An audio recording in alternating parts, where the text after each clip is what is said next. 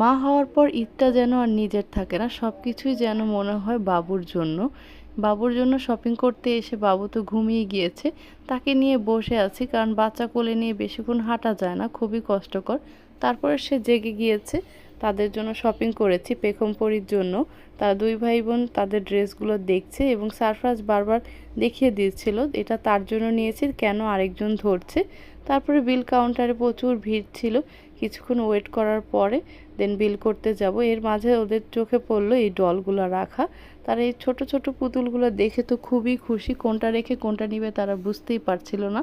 তারপরে পেখমপরির একটা ডল সারফরাজে করে দেওয়ার পর সারফরাজ মানে মেয়ে পুতুল দেখে তো সে মানে ফেলে দিল, সেটা নিবে না। তারপরে সে চুজ করছে যে কোনটা নিবে। তারপর তার যেটা ভালো লাগলো সেটা নিয়ে নিলাম।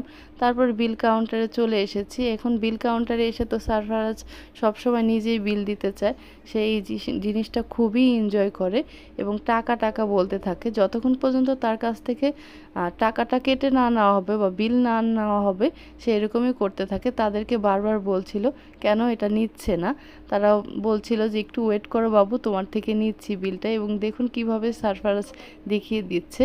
এই ভিডিওগুলো যদি ভালো লেগে থাকে অবশ্যই একটা লাইক দিবেন। আল্লাহ হাফেজ। মাশাআল্লাহ বলতে ভুল